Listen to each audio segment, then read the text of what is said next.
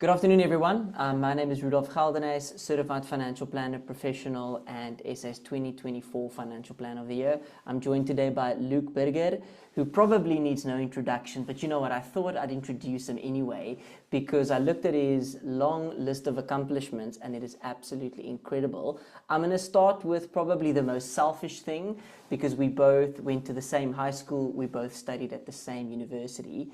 So, Luke, welcome to the conversation. First and foremost, you attended Paul Roos Gymnasium, but attending wasn't good enough. You also decided to become head boy in 2020, which is absolutely amazing. But COVID year, so a bit of a tension between all the things you thought being a head boy would be like and what you turned it into.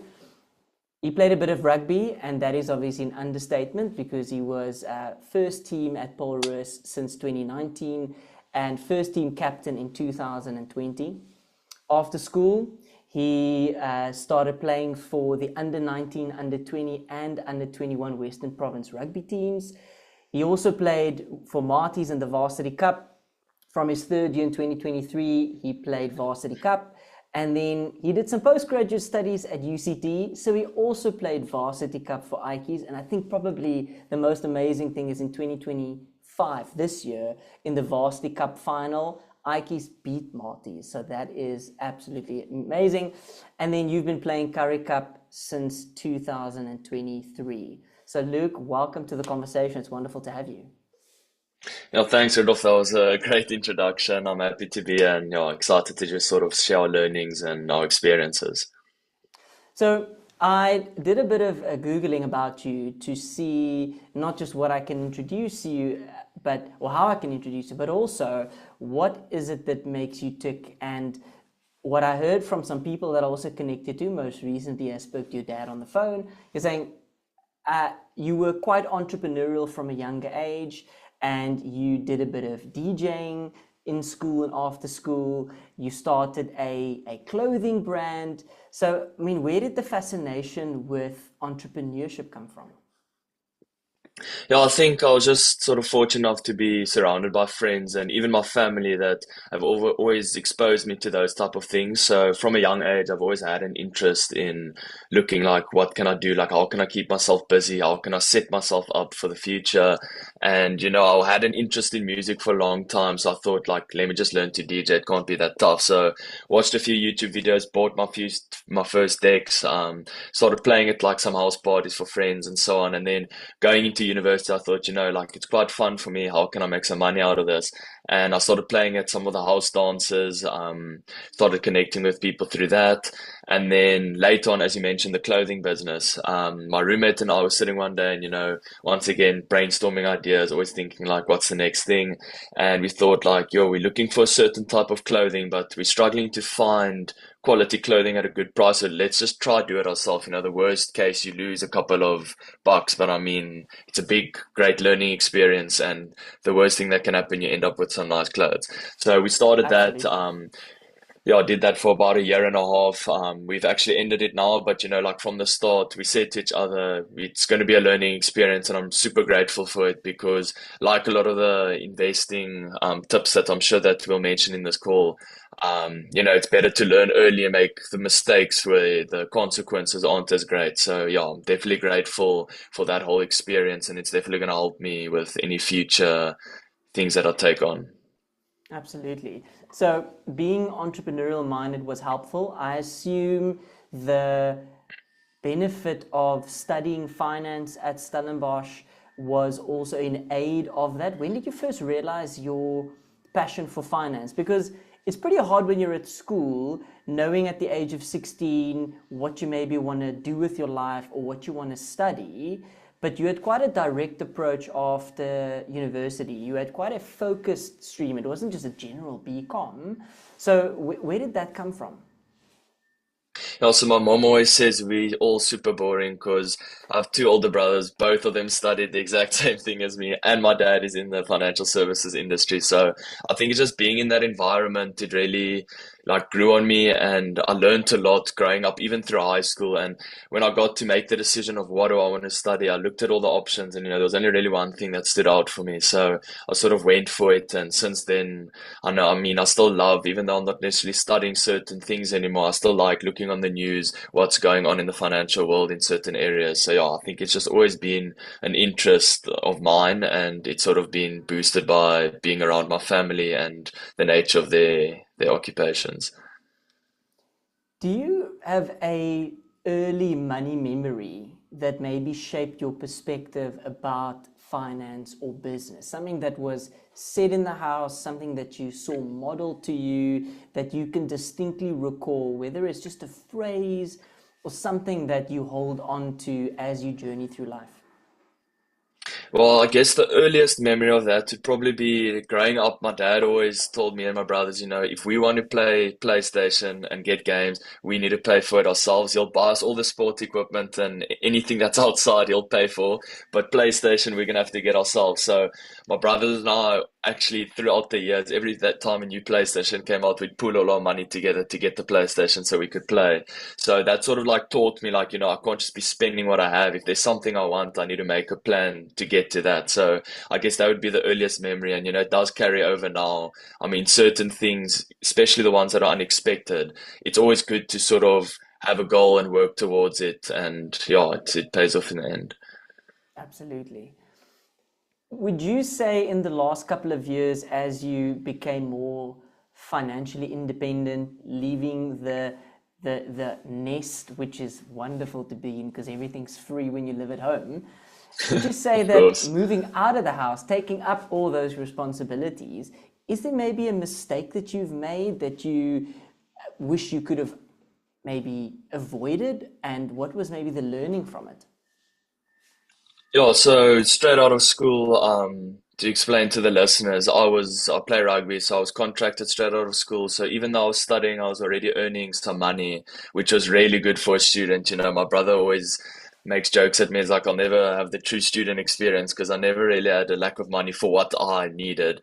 And yeah, I think just the one like learning I can take from that is it's actually come quite recently over the last few months, because I sort of had enough money to cover what I needed. And then leaving the nest when I started paying my own rent and all of that, even then I was still quite comfortable in how I was living.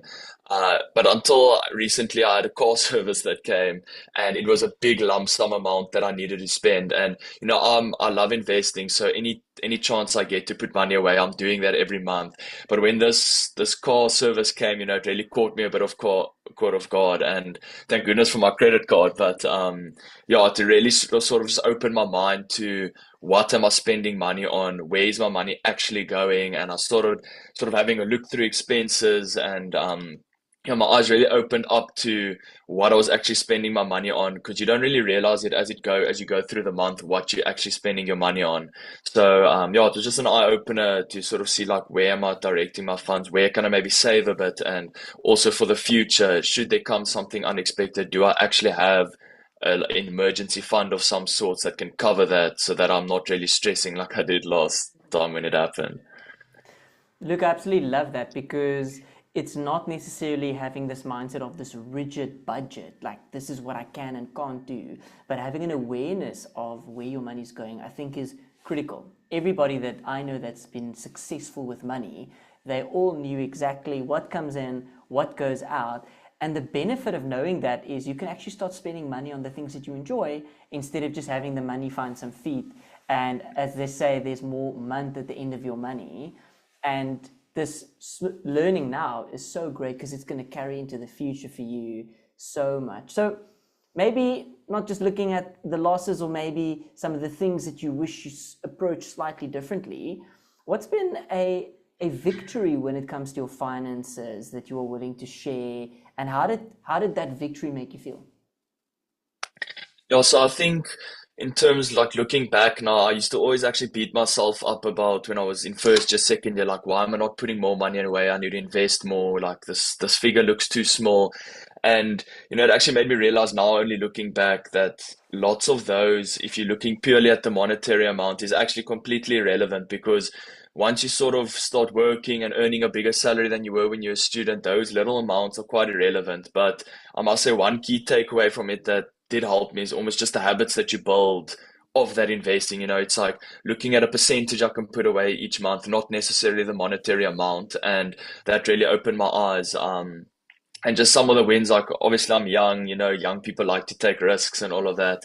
And I'm not saying everyone should just throw all their money into crypto, but I was fortunate enough to sort of be surrounded by people looking into things like Bitcoin and that at an early stage. And yeah, I started putting some money in that.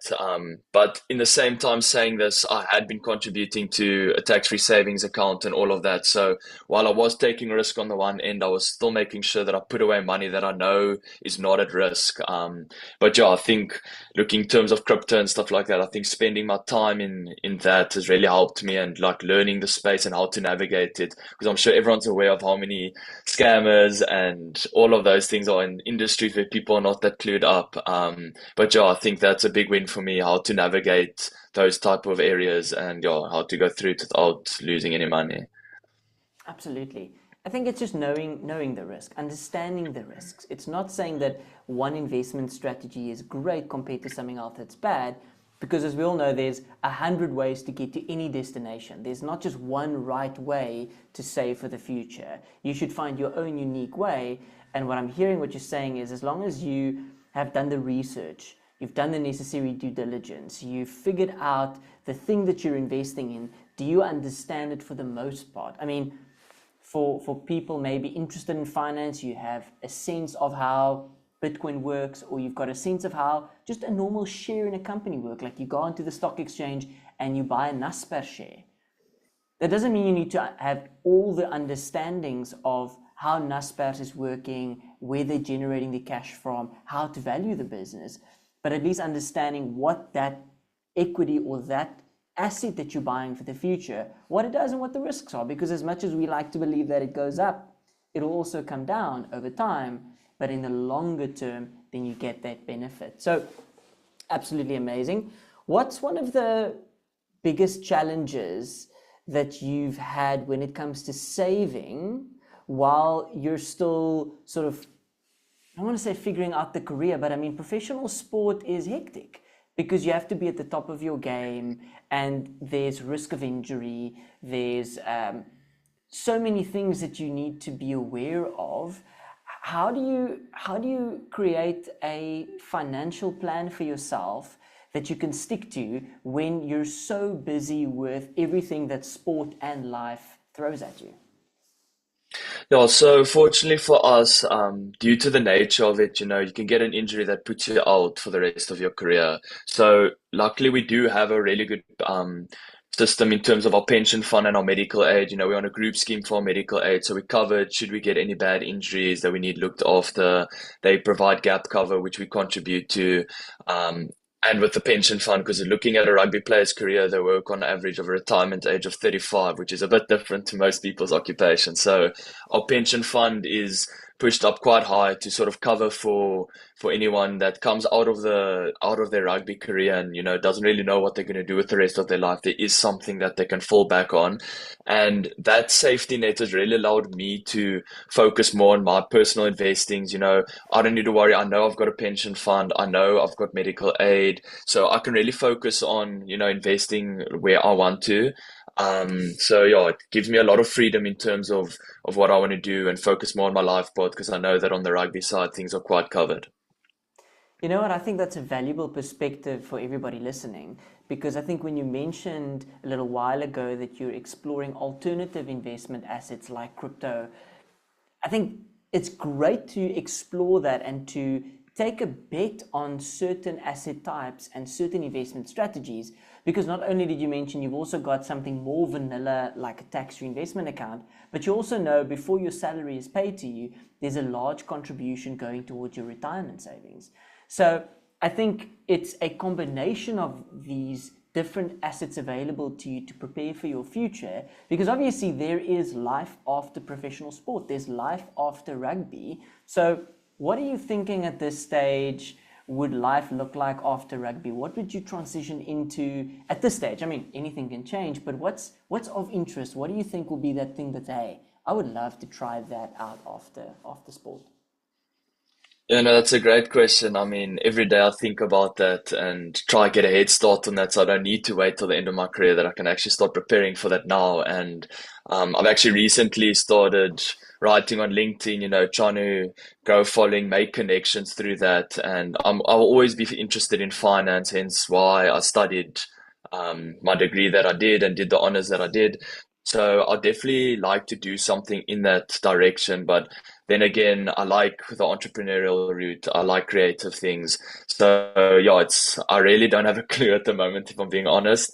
But yeah, there's a lot of interesting things that are opening up now with the digital world, and yeah, a lot of new jobs that aren't that common at the moment, that is really looking like it's going to be a good option for me, especially if I could do it on the side in my spare time with my rugby career. So when I do retire from rugby, I'm not left sort of having to start from ground zero, but that I actually have something set up and can just continue doing that and either put more time into it, or at least that it can sort of sustain me until I find what I do want to do.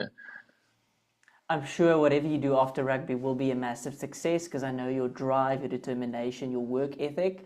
And I think if you can align that with something that's meaningful and that gives you purpose, the world is literally your oyster. Before I let you go, what is the one piece of advice that you would give your 18-year-old self? You just finished school, you are about to step into professional sport, you're about to step into future studies. What would you go back in time and tell yourself, whether it's about money, whether it's about career, whether it's about friends, purpose, health? What would you go back and tell yourself? Yeah, I think going back and speaking to everyone that's sort of coming into that position, coming out of school or even finishing university, whatever it may be, I think a large thing that put stress on my life was looking at where am I going to end up? Am I going to make it in rugby? Am I not? And at the end of the day, I realized that all of that things aren't that important when you look at it. Doesn't define who you are. And I mean, you've always got people surrounded that's in your circle that will help you. And yeah, I think following the route to where I am now, if my 18-year-old self could see that, I think he'd be quite chuffed with where I've come. And yeah, to sort of not just stress about it, don't let it define you. And yeah, I think as well as like keeping good friends close to you, because I must say the people that I'm surrounded by has really helped shape me and keep me on course. So yeah, surround yourself with good people that you can learn from, and yeah, know where your value comes from.